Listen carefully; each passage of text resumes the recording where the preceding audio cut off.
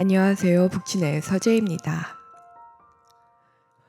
지구촌 곳곳에서 벌어지고 있는 기후재앙의 면면들을 보고 있으면 어쩌다 인간은 문명의 진보를 이루다 못해 삶의 터전마저 망가뜨리게 되었나 싶습니다.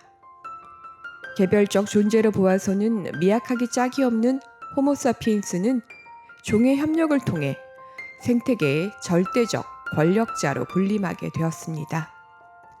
산업혁명 이후 급속도로 전개되어 온 문명화 과정은 개발이라는 이름 아래 생명의 모태인 자연을 가차없이 유린하다. 이제 역습을 맞게 되었습니다.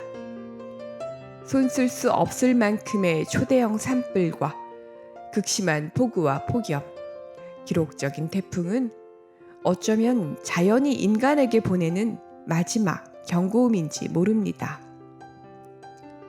인류의 종말을 초래할 기후변화의 임계점이 머지않았다는 목소리에도 고용 불안과 실업률 등의 당면 과제와 단기 이익을 통한 경제 성장이 최우선인 현실에서 자연은 자원에 불과하고 생태계 복원 논의는 헛바퀴를 돕니다. 작가 이전의 환경운동가인 루이스 세풀베다는 연애 소설 읽는 노인이라는 작품을 통해 자연과 인간, 개발과 공존, 문명과 야만 사이에서 성장 이데올로기에 젖어 진짜 중요한 것을 잃어버리고 있는 인간의 어리석음을 질타합니다. 적도 금방 밀림 엘 이딜리오는 수아르족을 비롯해 원시적 삶을 살아가는 인디오들의 생활 터전이었으나 백인들이 들어오기 시작하면서 동물들과 원주민들은 오지로 밀려가게 됩니다. 이제 그곳 주인은 양키로 불리는 개발주의자들과 일확천금을 노리는 노다지꾼, 밀렵꾼들, 그리고 읍장으로 대표되는 권력자로 바뀌게 됩니다. 이야기는 엘 이딜리오에서 백인들의 시체가 계속 발견되면서 범인 추격전으로 전개됩니다. 백인 살해범은 읍장의 단언대로 수아르족이 아니라 밀렵꾼에게 수컷과 새끼 모두를 잃은 암살쾡이로 밝혀집니다. 아마존강 유역에서 음식 맛보듯 연애 소설을 천천히 곱씹으며 유유자적 살아가던 노인 안토니오 호세 볼리바르는 밀림의 생태를 잘 안다는 이유로 암살쾡이를 죽이는 일에 휘말리게 됩니다. 밀림은 총을 무기로 아마존 일대를 헤집고 다니는 양키들로 인해 극심한 몸살을 앓고 있습니다.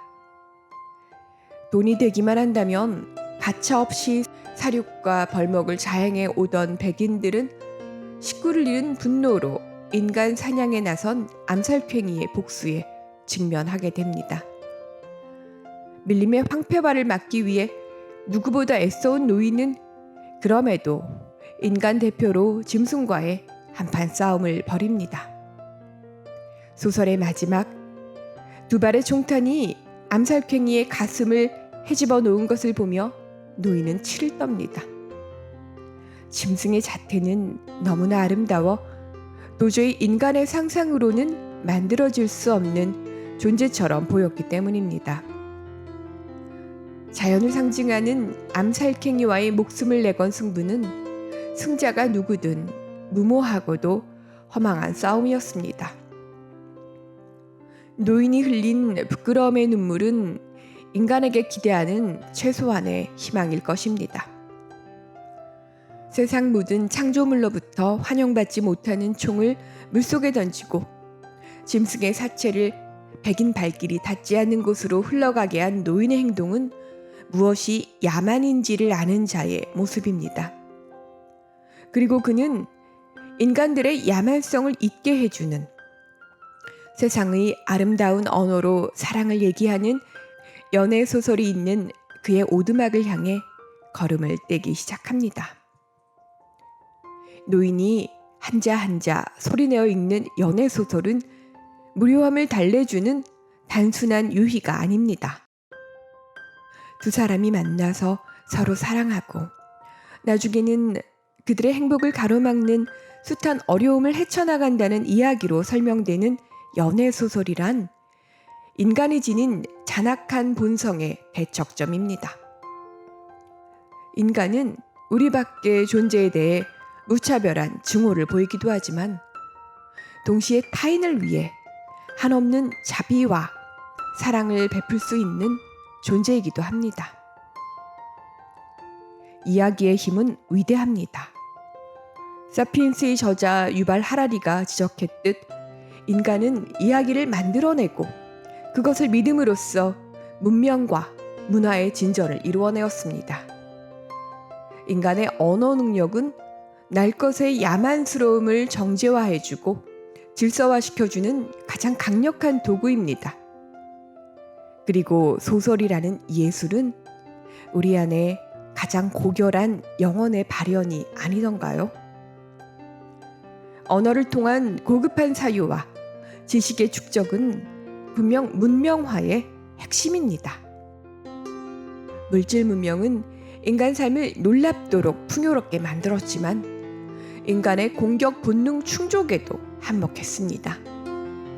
노인이 수아르족과 결별할 수밖에 없었던 것은 친구의 복수에 총을 사용했기 때문입니다. 그들 관점에서 총은 죽음을 영원한 고통에 휩싸이도록 짓이겨 놓는 도구입니다. 소설 속 지식인이자 권력자로 등장하는 뚱보읍장은 살쾡이를 잡기 위한 밀림행에서 장난감 방아쇠 당기듯 총을 사용해 세상 순한 짐승인 꿀검마저 죽이고 맙니다.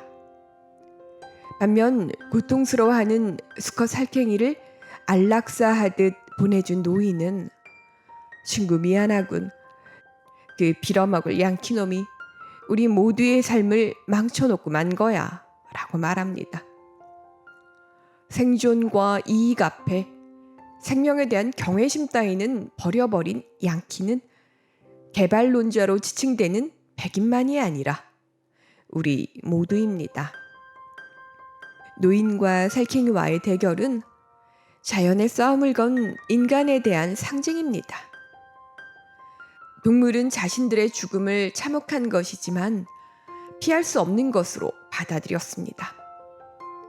노인의 손에 죽기를 자처하고 찾아든 암살갱이는 인간과의 물러설 수 없는 한판 싸움을 벌인 뒤에 스스로 선택하는 그런 죽음이었습니다. 광기에 찬 짐승의 복수는 인디오들의 세상에서는 없었습니다. 수아르족은 필요한 경우를 제외하고는 살쾡이를 사냥하지 않았기 때문입니다. 그들은 살쾡이 고기가 식용으로 적당치 않고 한 마리만 잡아도 대대로 물려줄 만한 장신구를 만들 수 있음을 알았기 때문입니다. 오직 문명인이라 자처하는 이들이 탐욕을 위해 자연을 훼손합니다. 과연 무엇이 야만인지 묻지 않을 수 없습니다. 엘 이딜리오에도 뚱보읍장이 부임하기 전 주민들의 전폭적인 지지와 신임을 받는 읍장이 있었습니다. 그는 밀림에선 누구나 살아가는 방식이 있었고 그렇게 살아가도록 내버려 두는 게 최선책이라고 믿는 사람이었습니다. 그러했기에 그는 밀림을 돈으로만 보는 노다지꾼들에 의해 살해당한 것입니다. 소설 속 허구는 그대로 현실로 이어집니다. 경제 발전만을 내세우는 최고의 권력자들은 기후 위기를 말하는 과학자들이 사기꾼이라 외칩니다. 아무리 봐도 인간 스스로는 기후재앙을 넘어 인류 절멸마저 초래할 파국으로 치닫는 기차를 멈출 수 없어 보입니다. 독서라는 행위는 루이스 세풀베다의 표현처럼 늙음이라는 무서운 독에 대항하는 해독제일 뿐만 아니라 인간 야만성과 탐욕에 대한 해독제이지 않을까요? 평생 인간의 얼굴을 한 야만을 성토한 루이스 세풀베다가 코로나 감염증으로 사망했다는 기사는 우리를 안타깝게 합니다. 바이러스 창궐은 인간이 동물 서식지를 인간 중심적 방식으로 파괴했기 때문이 아니던가요? 인간 문명이 한때는 자연을 통제할 수 있을 것처럼 여겨졌지만 자연에 가한 야만 행위는 고스란히 인간에게 돌아옵니다.